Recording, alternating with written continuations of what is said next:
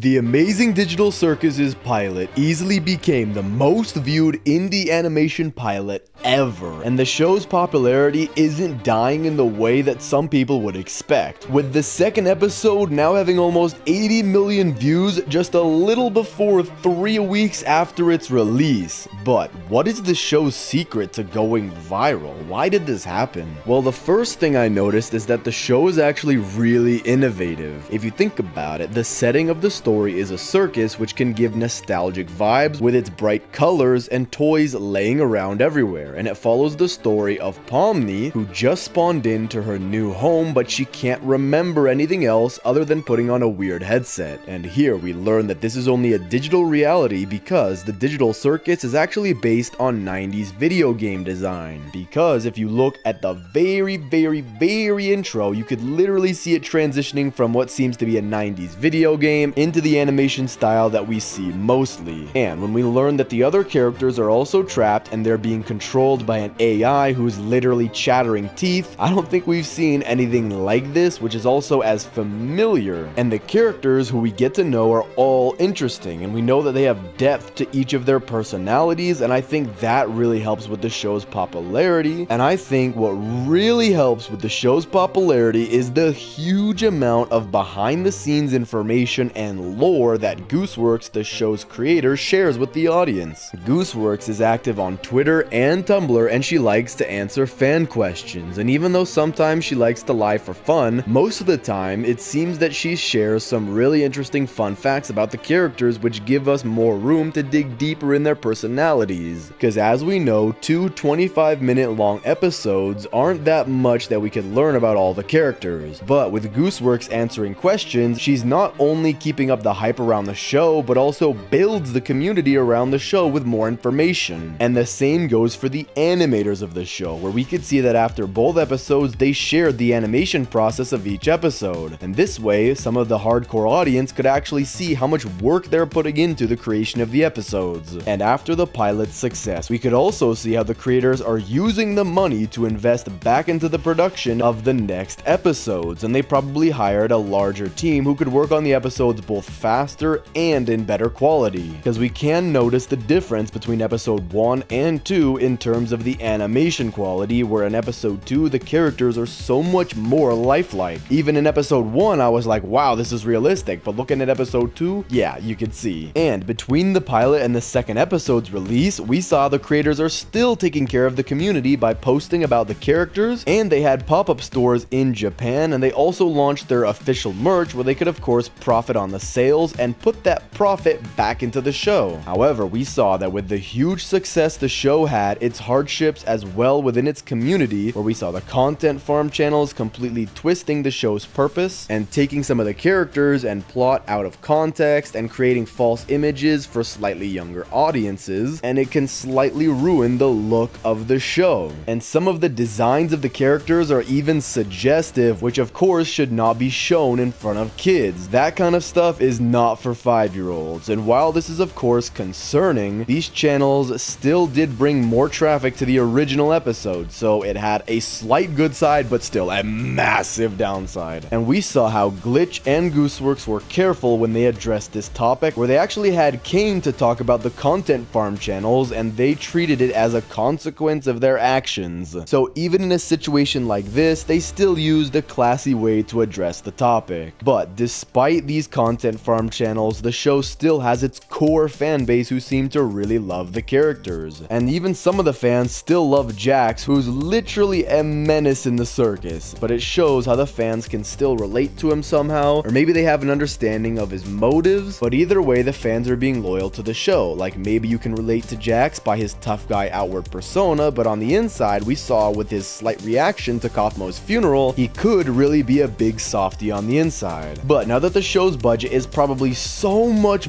bigger, we could count on the episodes arriving much earlier than, for example, Murder Drones, where there were 2 to 3 months between those episodes. And so I'm thinking that with the Amazing Digital Circus, we could probably get the next episode about 2 months after one another. So episode 3 in about 2 months, or technically 1.5 now, and then just keep rinsing and repeating, so we won't have to wait too much to finally know what's next for the circus members. And while the pilot was an introduction to the story, story, in episode 2, we saw how Gooseworks is including even deeper topics, which shows how much value the show has in it, which is something that not most shows can do. It's an actual show where you feel transported into the world and you can relate it to the real world. Because with the animation style, it does look like it's just another kids show, but if you pay attention to the conversations and the topics which are being discovered throughout the episodes, we can see why the show got the attention it has. And the topics are basically everyday topics, but not the ones you usually see in such a bright, fun animation series, because we're going over topics such as depression, anxiety, and even grief, and how to get past it by having